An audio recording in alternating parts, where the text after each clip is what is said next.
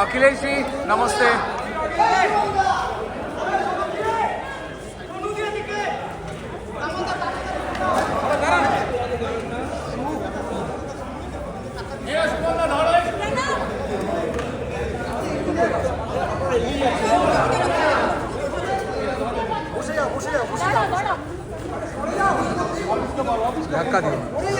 धक्का दियो ना प्लीज।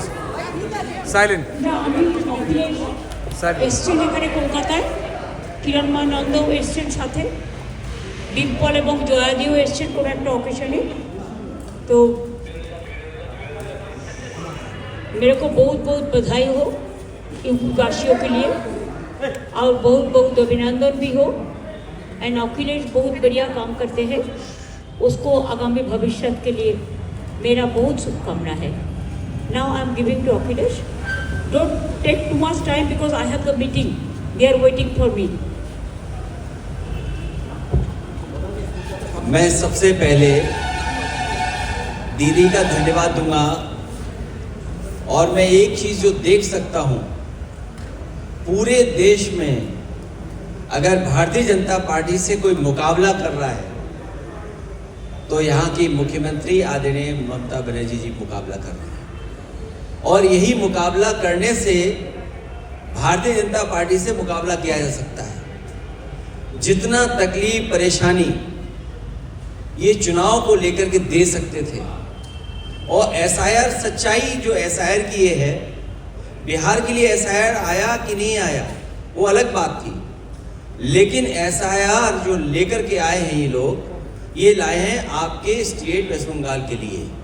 और जानबूझ करके इलेक्शन कमीशन की जिम्मेदारी ये बनती है वोट बढ़े, ज़्यादा से ज़्यादा लोग वोट बना करके वोट डालने आए।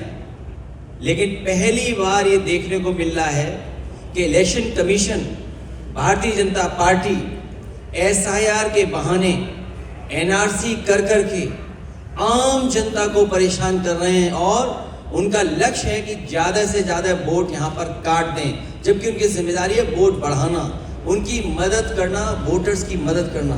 आपने देखा होगा जब कभी चुनाव होता है, इलेक्शन कमीशन कैंपेन रन करता है इस बात के लिए कि ज़्यादा से ज़्यादा लोग वोट डालने आए, लोग ज़्यादा से ज़्यादा निकलें, नई उम्र के लोग वोट बनवाएं।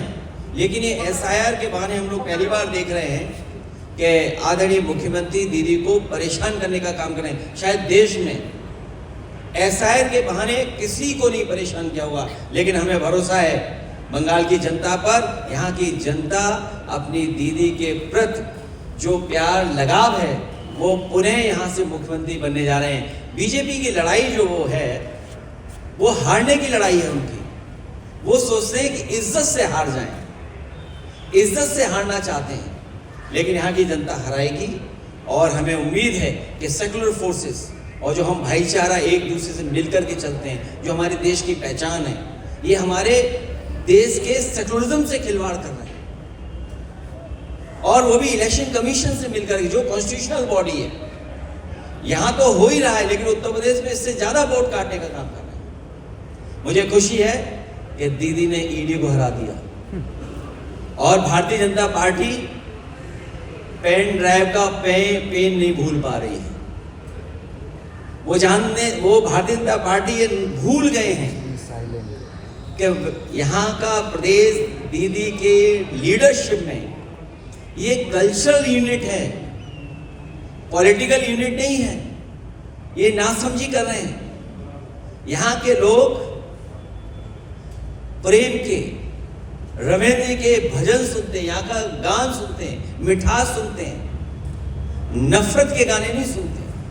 ये दरारवादी लोग जो बांट करके राजनीति करने वाले हैं वो कामयाब होने वाले नहीं हैं। यहाँ की मिठास जीतेगी, यहाँ की आदरणीय दीदी जीत करके जाएंगे, और हमारा पूरा सहयोग इनके साथ है। अखिलेश जी एक ही बात है, आप लोग ने सब वोट चोरी के ऊपर चिल्लाया है, आप लोगों ने बात किया, आवाज उठाए।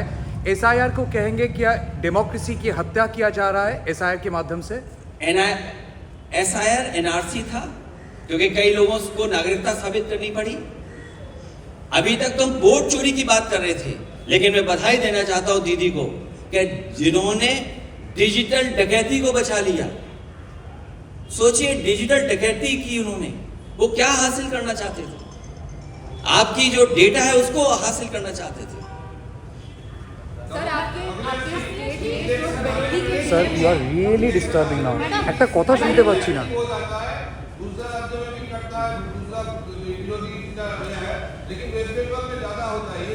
मैं दीदी की हिम्मत को, उनके लोगों को बधाई देता हूं कि इस जिम्मेदारी से वो जनता के लिए लड़ रहे हैं। और ये ED, CBI, income tax BJP के साथ चलता है। बीजेपी का इस संगठन है ये, जहां बीजेपी को लगता है कि इसको आगे करके लड़ा जा सकता है, वो आगे करके लड़ते हैं। पूरा महाराष्ट्र कैसे जीता? ED, CBI, income tax.